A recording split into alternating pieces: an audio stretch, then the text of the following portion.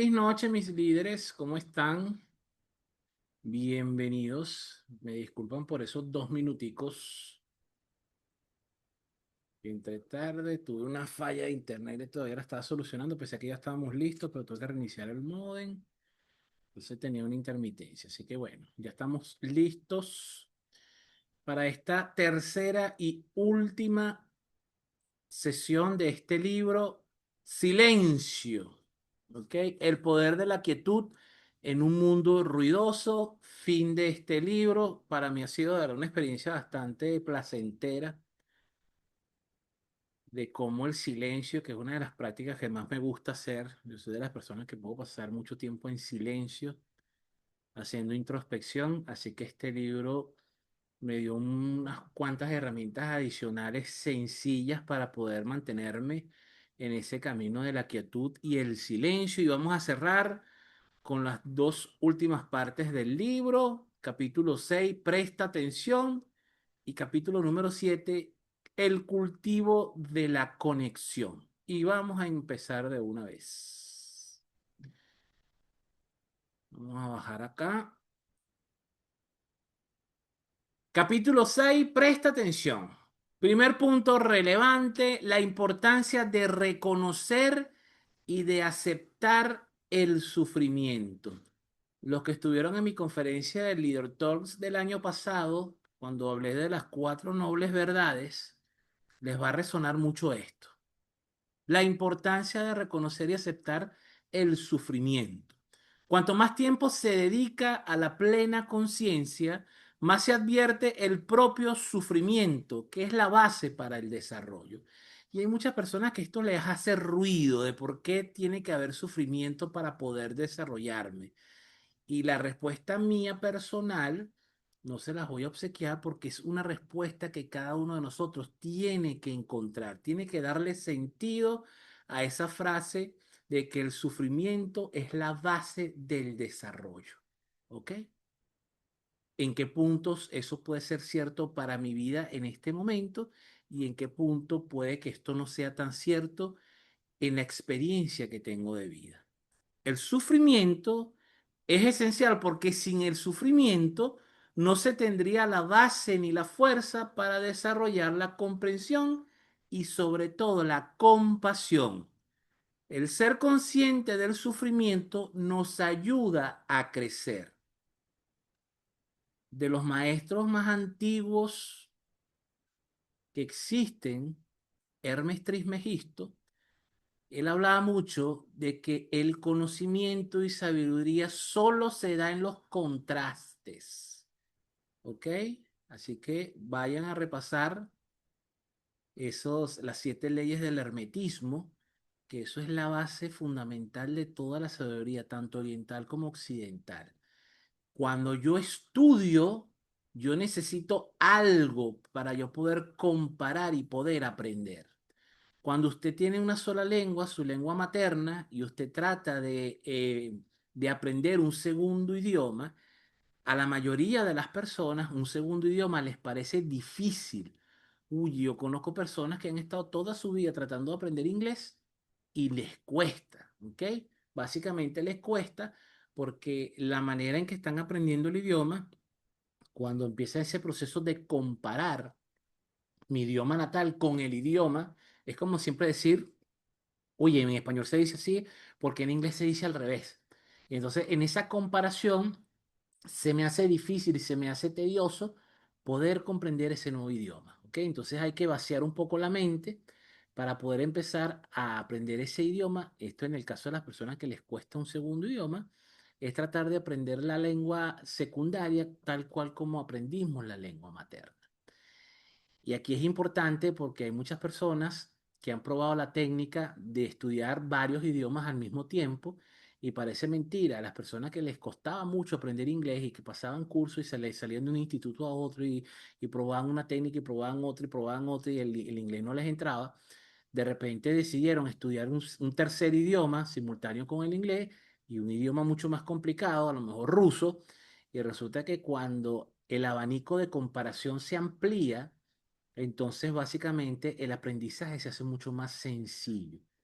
A veces, cuando tú tenías que estudiar algo complicado en la universidad, yo usaba la técnica de que tú sabías que, que el programa educativo estaba diseñado en un crecimiento de dificultad, por lo menos cuando vimos los que vimos cálculo, desde lo más sencillo como una derivada, una integral, hasta cuando ves los diferenciales. Entonces tú dices, wow, cuando tú empiezas a ver que las primeras dos o tres temas te cuesta mucho entender, tú tratabas de estudiarte el último tema, que es el más complicado, y obviamente ese más complicado a lo mejor lo entendías menos, pero el simple hecho de hacer el esfuerzo de entender algo muchísimo más complicado, cuando te devolvías a estudiar los primeros temas, se sentía como un alivio de que esto que estoy estudiando, oye, no es tan difícil como lo que intenté aprender.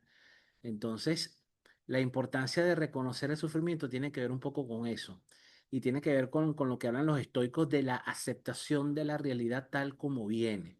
No hago nada tratando de pelear con la realidad, con tratar de que la realidad sea distinta. La realidad es lo que es y no puede ser otra cosa. Cuando yo aprendo que las cartas que me tocan, eso es como cuando usted va a jugar cartas y usted le da una mano y cuando usted abre ve sus cartas, usted dice, me tocó la peor mano que puede existir. ¿Qué gano yo con quejarme que me tocó la peor mano de la mesa? Sino más bien lo que tengo que hacer es, ok, con esta terrible mano que me tocó, ¿cómo hago yo para poder ganar el juego?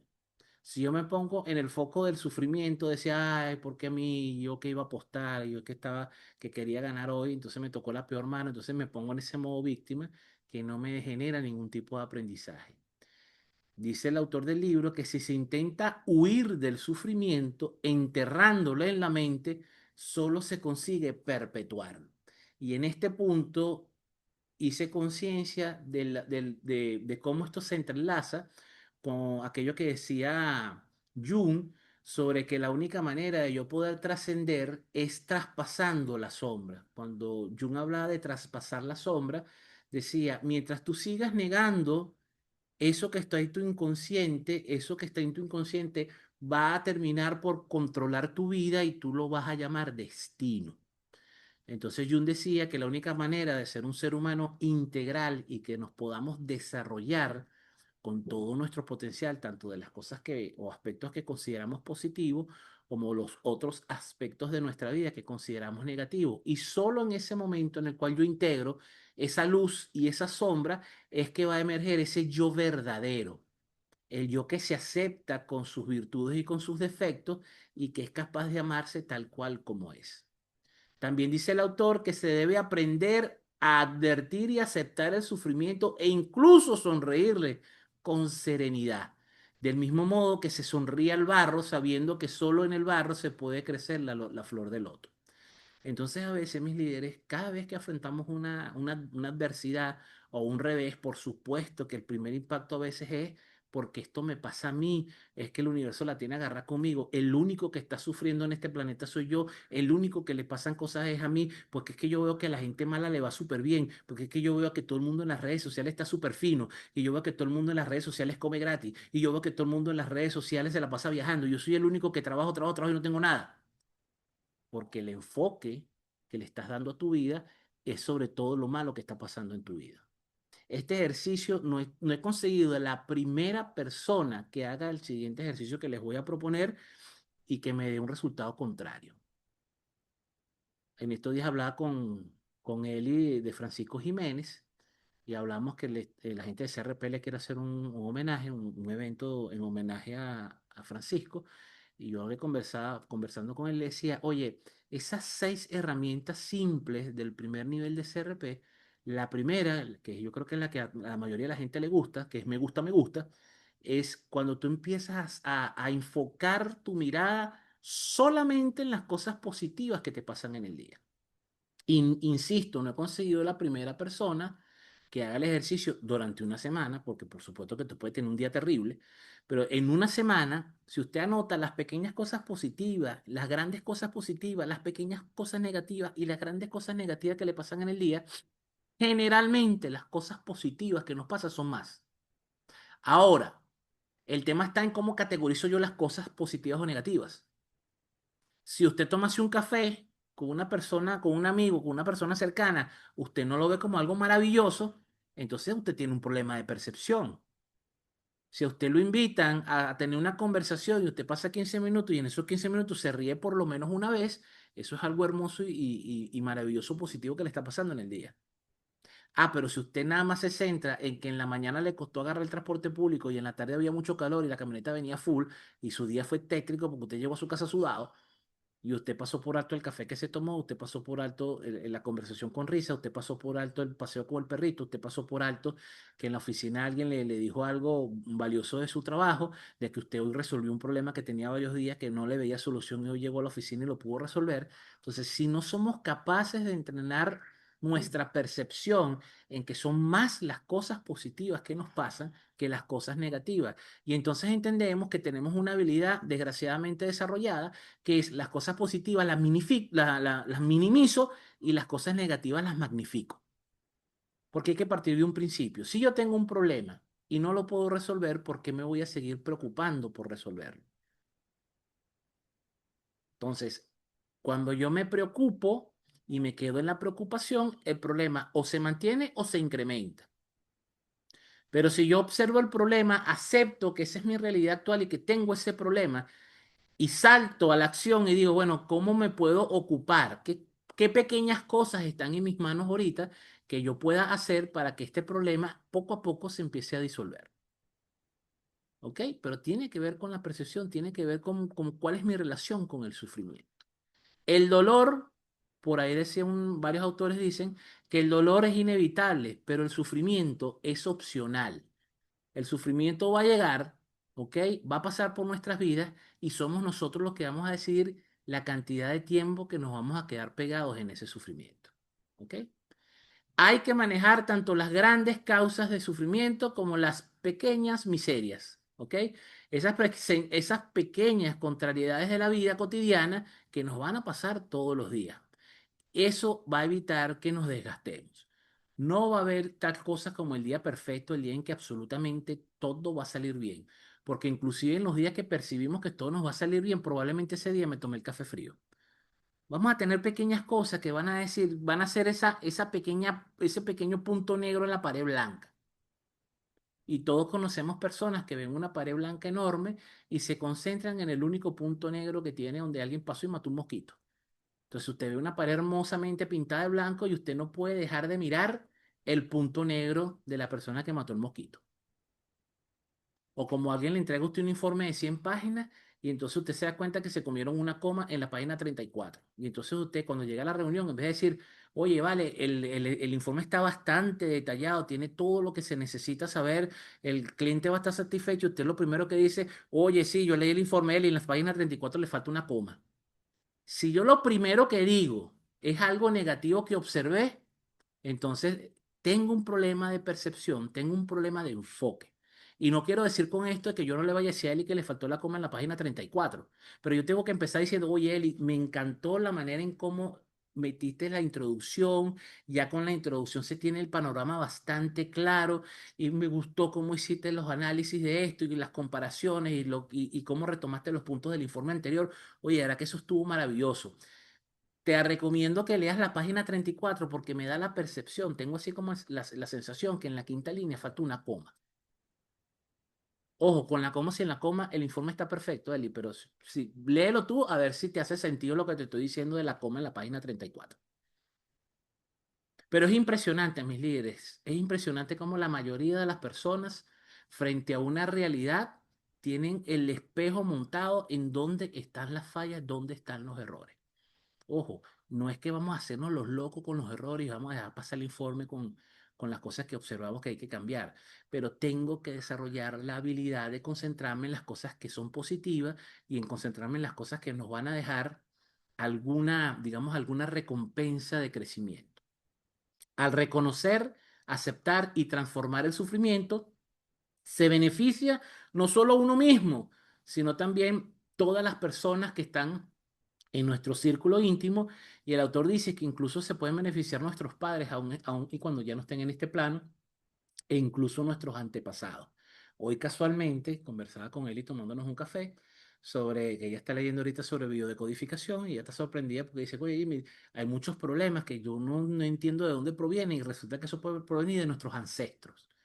Entonces, así como algunas cositas no tan buenas vienen de nuestros ancestros, nosotros también podemos apoyar a sanar muchas de esas cosas de nuestros ancestros. Y a eso es en parte lo que se refería Jung cuando hablaba del inconsciente colectivo. Así como usted se nutre de ese inconsciente colectivo, usted puede nutrir el inconsciente colectivo. Y la única manera de nutrir ese inconsciente colectivo es ser la mejor versión de nosotros cada día. Pescarnos en las cosas que nos mantienen atados al pasado o que no nos permiten avanzar y simplemente sin desespero, sin autocrítica, sin ser duros con nosotros, es buscar la manera de poder avanzar a pesar de las cosas que nos estén ocurriendo en este momento de nuestras vidas.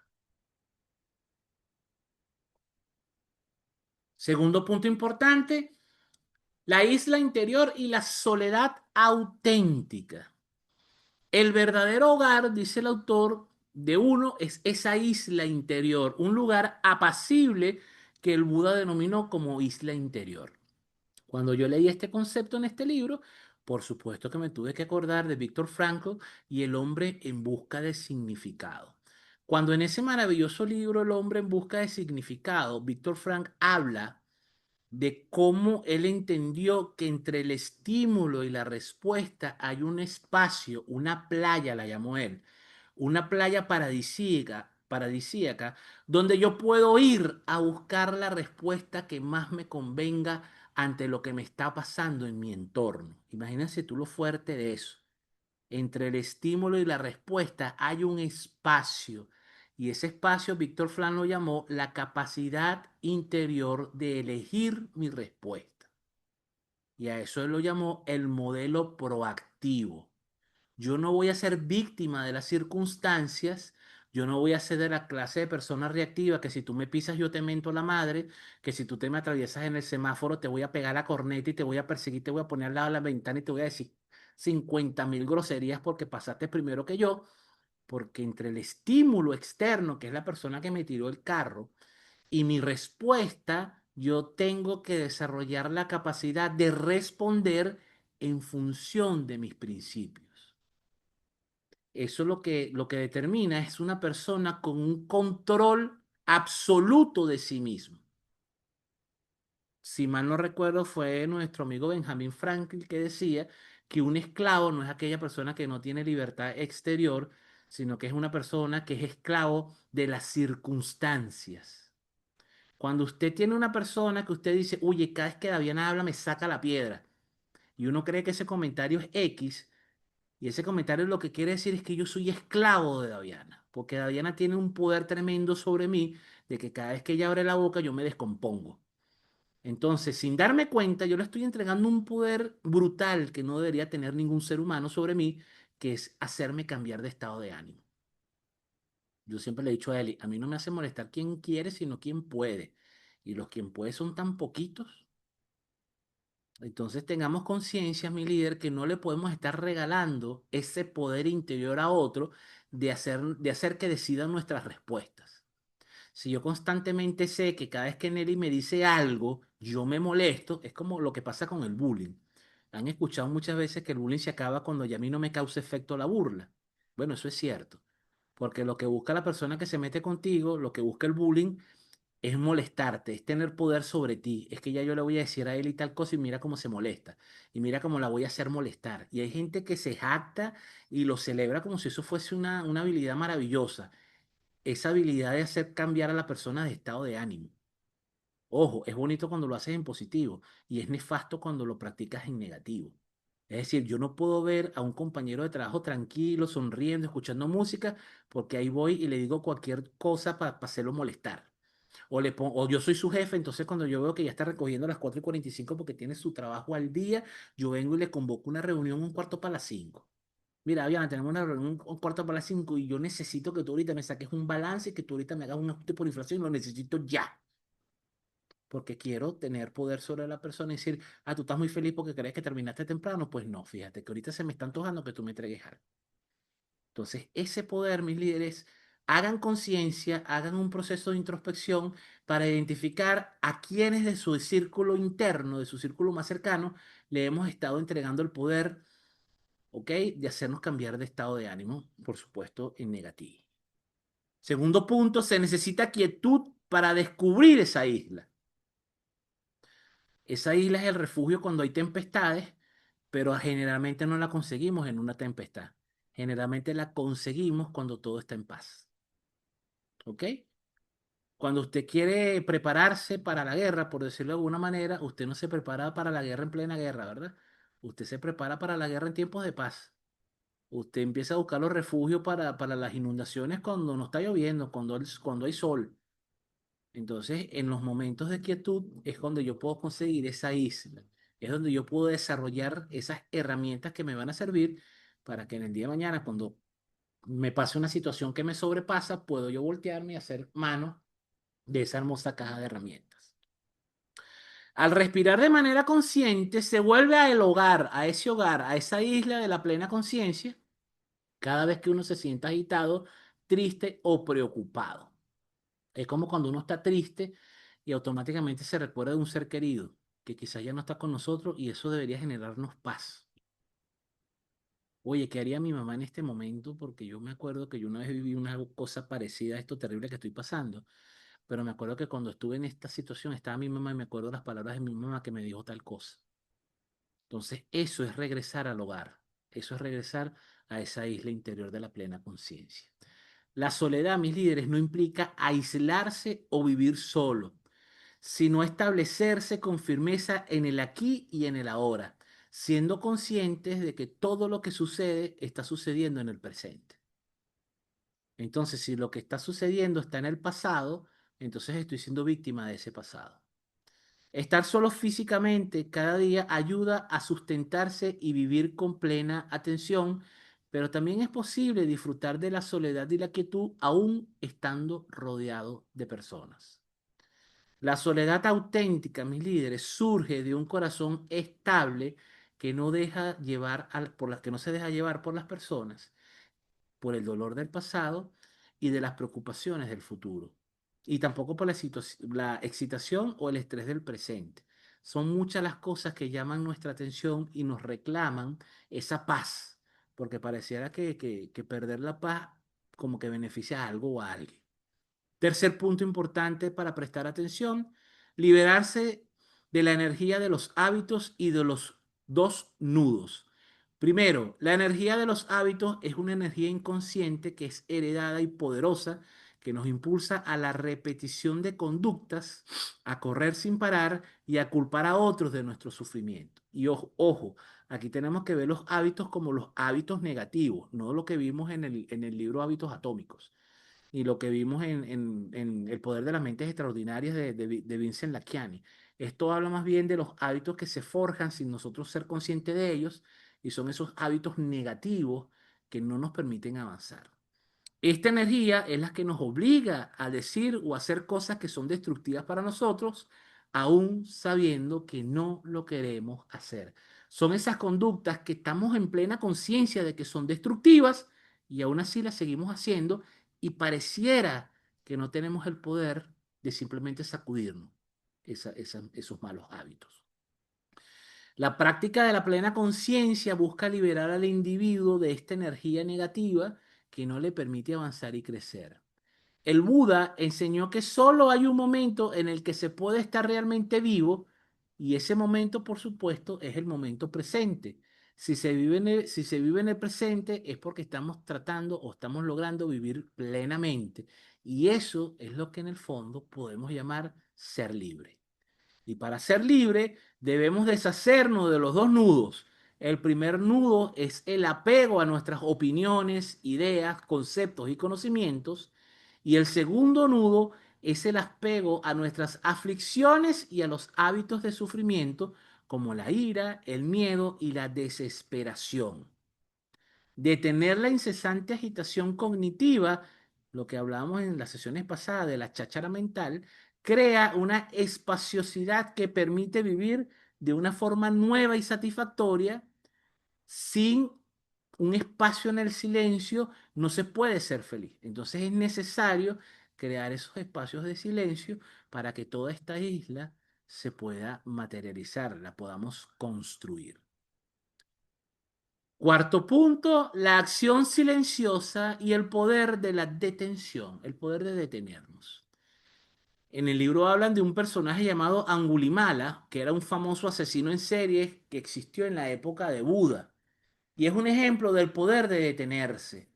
Cuando Angulimala le gritó a Buda que se detuviera, el Buda de una manera muy serena y tranquila le respondió: hace mucho tiempo que yo me he detenido. El que no lo ha hecho todavía eres tú, Angulimala.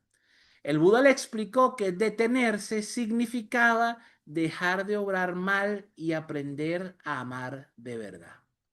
Si Angulimala, que era un arquetipo de personaje muy malo y una persona muy agitada, pudo detenerse y transformarse, cualquiera de nosotros también puede hacerlo.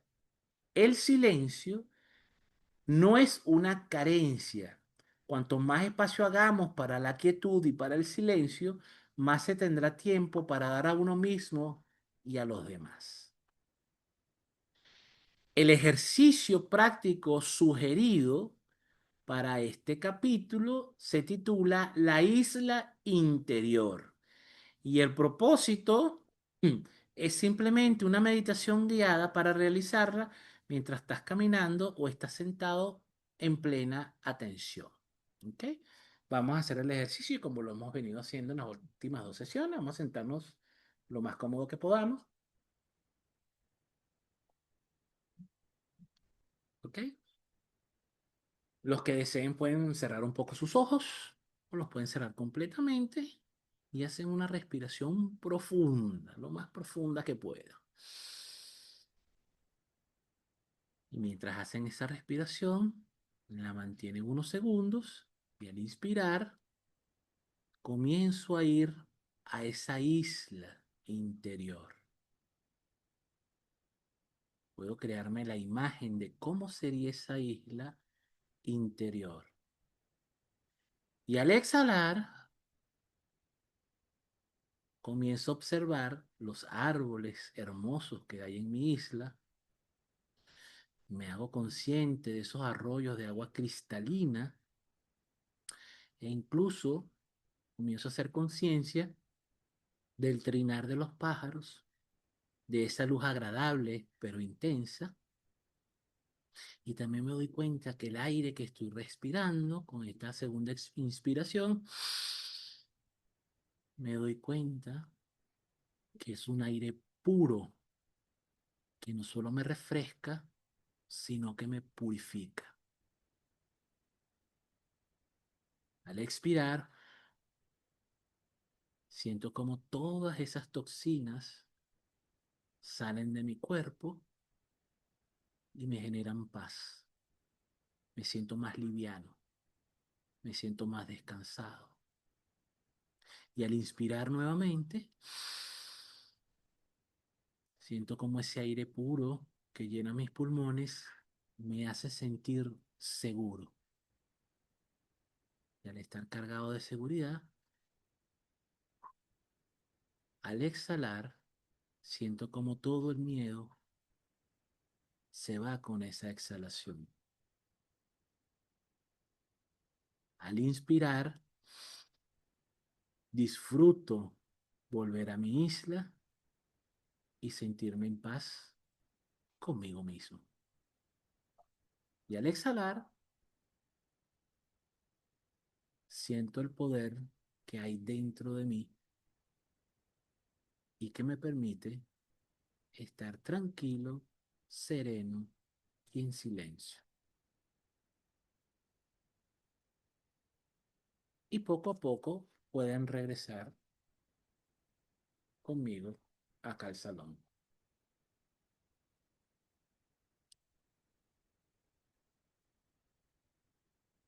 Séptimo y último capítulo, el cultivo de la conexión. Primer punto importante, la escucha profunda y la conexión genuina. A pesar de la proliferación de los medios de comunicación y de las redes sociales, hay muy poca información auténtica y no se ha cultivado el arte de escuchar y de hablar de manera abierta y sincera.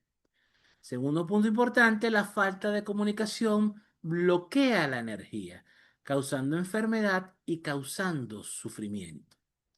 Para estar más conectado no se necesita enviar más mensajes, sino escuchar con mayor atención. Volvemos al punto que hemos hablado muchas veces en el Club de Liderazgo. El mejor comunicador no es aquel que tiene mejor oratoria, sino aquel que es capaz de escuchar con más atención y hacer preguntas más profundas de lo que está escuchando. Un buen orador es aquel que aprende mucho más escuchando que enseñando hablando. ¿Ok? Este capítulo también aborda la paradoja de la comunicación en el mundo moderno y cómo la plena conciencia, el silencio y la escucha profunda son las claves para restablecer una conexión auténtica. La escucha profunda lleva a la comprensión y esta a su vez lleva a una mayor conexión. Esta práctica comienza por el silencio. Aquietar la radio del pensar sin parar. Hay una paradoja que se da con la sabiduría y es que la persona mientras más conocimiento tiene, más les cuesta mantener el pico cerrado. Y resulta que aunque escuchamos mucho sobre los discursos de Sócrates, Aristóteles y Platón, nos pareciera que nos hacen pensar de que esos seres hablaban muchísimo hasta por los codos. Y resulta que no, que lo que más hacían los griegos era escuchar. Y todo eso que recogió Platón en sus escritos sobre Sócrates, sobre su maestro Sócrates, no eran de los discursos que daba Sócrates, eran de intervenciones que hacía Sócrates cuando estaba escuchando a alguien. Fíjese qué interesante. Cuando nosotros escuchamos hablar de grandes filósofos, sobre todo de la antigüedad, pensamos que eran personas que se sentaban en una plaza a dar discursos y a darle lecciones de ética, moral y cívica a todo el mundo. Y resulta que más bien los maestros, los filósofos de la antigüedad, eran personas con un oído muy, muy, muy entrenado. De ahí sale la mayéutica de Sócrates. La mayéutica es el arte de parir conocimiento a través de las preguntas.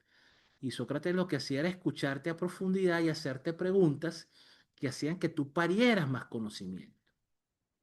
Y las frases célebres que conocemos de Sócrates, ¿ok? Es simplemente de preguntas que él le hacía a las personas que querían de alguna manera obtener conocimiento de Sócrates. Sócrates no les daba conocimiento. Sócrates les hacía preguntas para que la persona misma encontrara su respuesta. Por eso el coaching tiene una raíz griega perfecta en cuanto a ese estilo de mayéutica. Segundo punto de este capítulo 7, el valor de la presencia y la amistad espiritual. Primer punto importante, la amistad espiritual es la clase de amistad más profunda, un mirlo blanco donde a menudo ni siquiera es necesario hablar. Un verdadero amigo espiritual es una persona libre que no le teme al silencio y cuando habla no le teme a decir las cosas con sinceridad, ¿ok? Y dándote el espacio para que te puedas tú mismo conocer. En la amistad espiritual se puede tomar refugio en el conocimiento iluminado, en la felicidad y en la libertad del otro, sin la necesidad de buscar placeres emocionales o regalos triviales. El regalo más valioso que podemos darnos a nosotros mismos es nuestra presencia, la cual contribuye a la energía colectiva y a la plena conciencia y a la paz. Y aquí voy a hacer un pequeño paréntesis. Cuando en el punto uno hablamos de un mirlo blanco, mis líderes, es un extraordinario, es algo o un ser extraordinario y de una rareza positiva, ya sea una persona con cualidades excepcionales o un pájaro con un plumaje atípico. Esa expresión proviene de la rareza de encontrar un mirlo de color blanco, ya que la gran mayoría son negros. Es como cuando conseguimos un trébol de 4 hojas. Cuando usted va a un matorral lleno de tréboles, usted se dará cuenta que todos los tréboles son de 3 hojas. De ahí la importancia cuando usted consigue un trébol de 4 hojas, uno dice que uno tiene suerte por haber encontrado ese trébol de 4 hojas. Tercer punto, sustentar el silencio en las relaciones de pareja. El amor no consiste en mirar el uno al otro, sino en mirar juntos en la misma dirección. Por ejemplo, hacia la paz y la unión de la pareja. Cuando la relación va mal, es crucial apagar el televisor y practicar la observación a fondo de la situación, asumiendo la corresponsabilidad en el rumbo de la relación. Nunca la culpa de una mala relación es de una sola persona, porque la relación es de dos.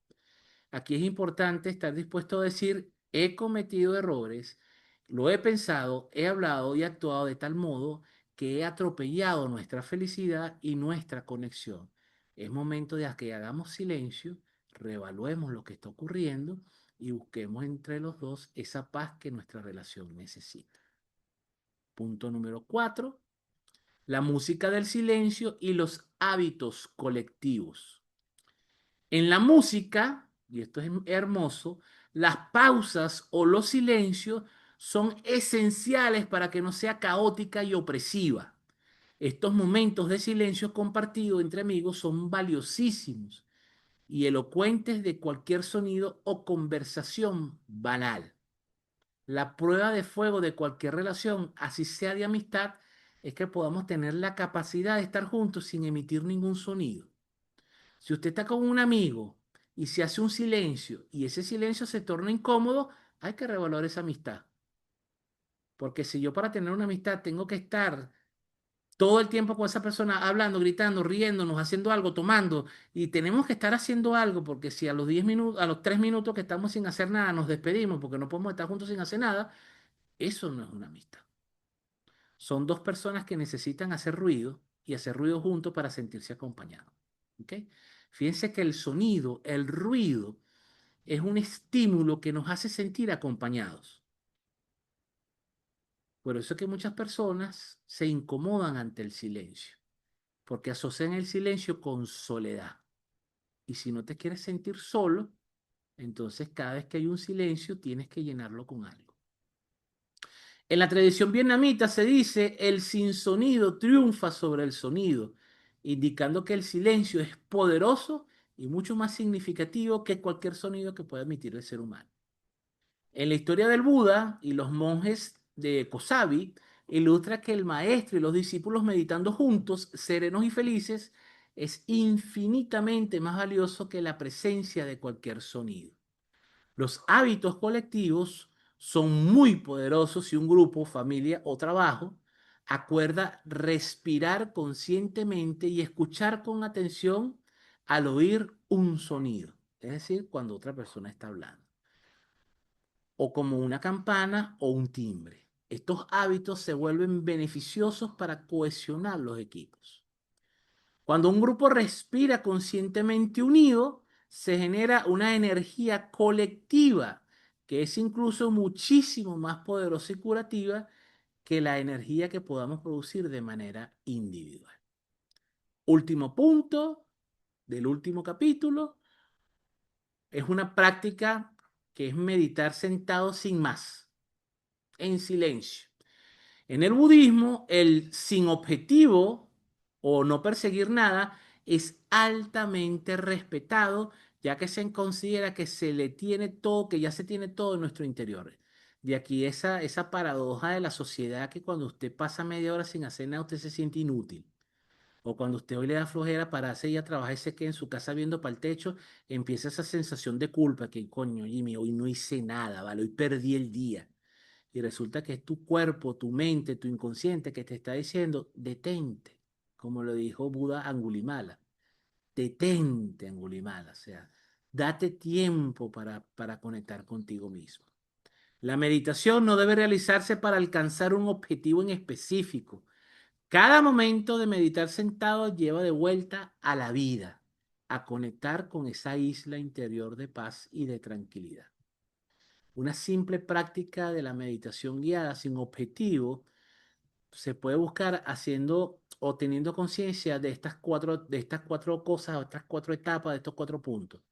Número uno, si quiero sentir frescura, lo que tengo que hacer es meditar en silencio, viéndome como si yo fuese una flor, imaginándose ustedes sentaditos, respirando, imaginándose que ustedes son una flor solitaria en un campo hermoso.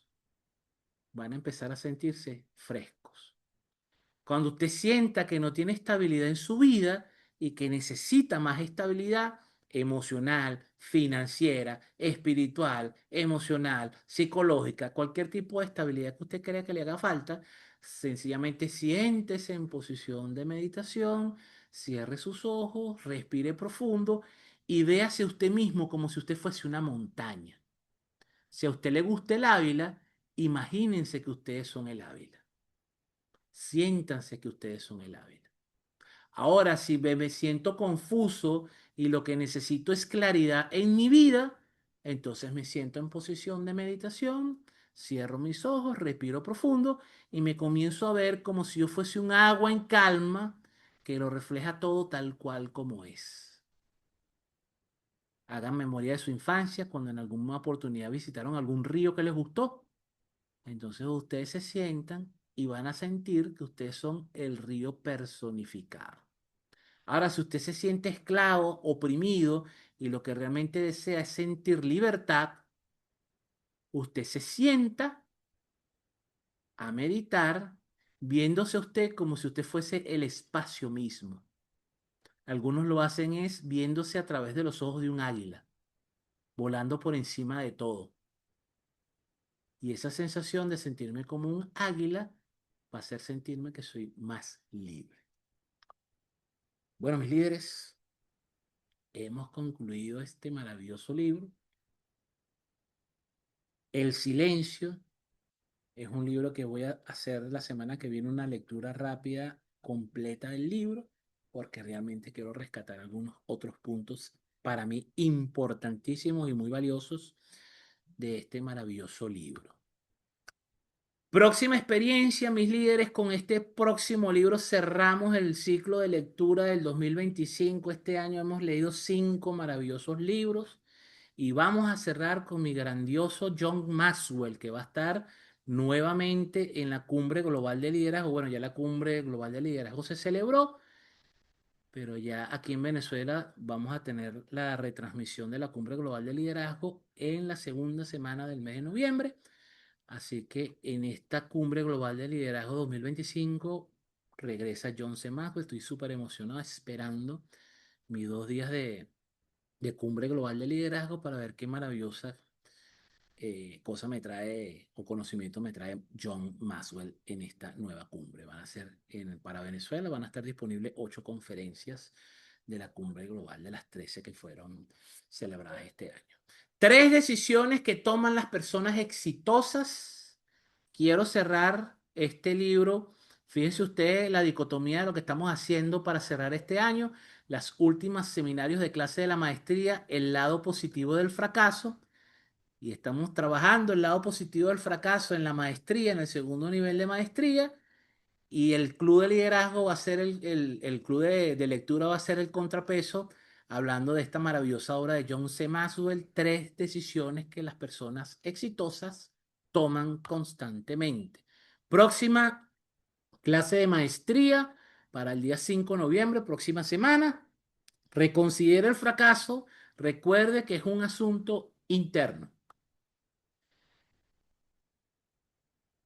Gracias, mis líderes, por acompañarme. Si tienen alguna duda, comentario, como siempre, pueden abrir sus micrófonos.